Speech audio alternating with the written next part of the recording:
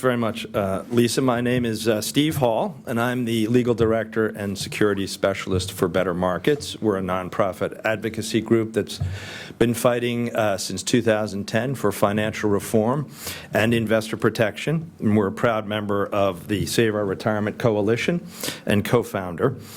And what I'd like to do, just to sort of round out all of the presentations, is talk a little bit about where we go from here.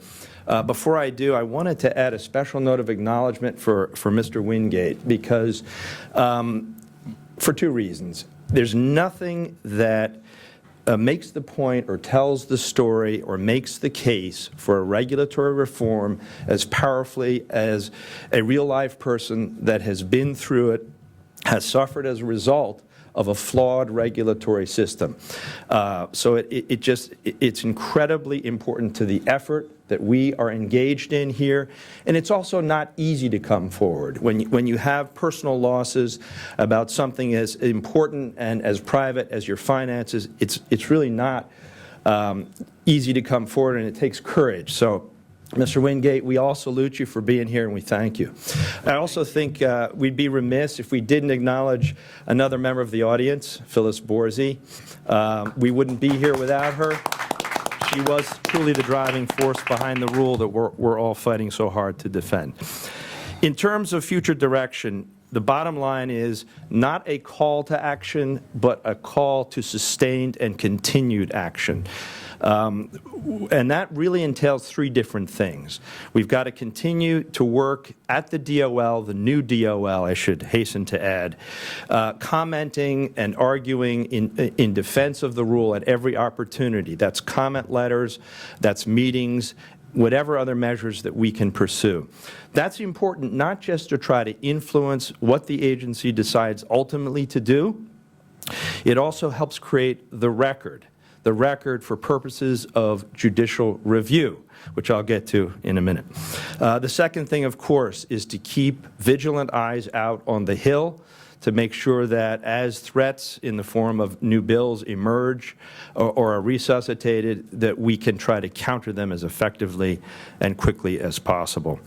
And finally, as I mentioned, one of the critical battlegrounds on this effort is going to be in the courts. Now, we have seen already in the new administration how vital our federal courts are in maintaining and safeguarding the rule of law and the rights of citizens of this country. And that's going to be no less true in this case, we suspect. There are two elements to the court fight. We've already had a series of very powerful victories in court. That is to say, that shortly after the rule was final and released, opponents of the rule, members of industry, primarily represented by their trade associations, launched a series of attacks, including every conceivable legal argument, the kitchen sink included, and at every step of the way so far, in 3 out of the 4 cases, they have suffered resounding defeats. Federal district judges have uniformly rejected their legal theories, have uniformly held that the DOL did an exhaustive and appropriate and reasonable economic analysis to support their rule, that the DOL specifically considered the impacts of the rule, including the things that the new administration has ordered be re-examined. 2 of those courts on several occasions have also held that a delay of this rule cannot be justified on the record, given the enormous benefits to retirement savers that the rule offers and the comparatively much smaller costs that it will impose in terms of compliance burdens on industry. That's number one.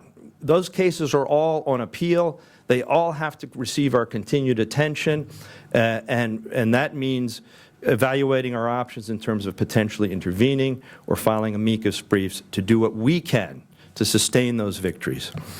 Finally, the important second component of a litigation strategy here is really to prepare to challenge whatever the new DOL decides to do as it embarks on the re-examination or re-evaluation of the rule that the new administration has ordered. And to echo Senator Warren's many very good points, a second opinion, really, it is actually absurd. There is no basis, nor did the administration provide any basis in its presidential memorandum for deciding that a handful of issues needed to be re-examined. The reality is they don't, and any rule that's predicated on that pointless exercise is vulnerable. We're also going to be very, very careful in reviewing whatever ultimately the DOL decides to put out in terms of a rule if it tries to gut, repeal, or further delay its protections. Bottom line is we're going to make sure that the new DOL adheres to the letter and spirit of the law that safeguards Americans' rights in the administrative process just as vigorously as the industry did when they launched their relentless attacks on it in court. That's all I have. Thanks.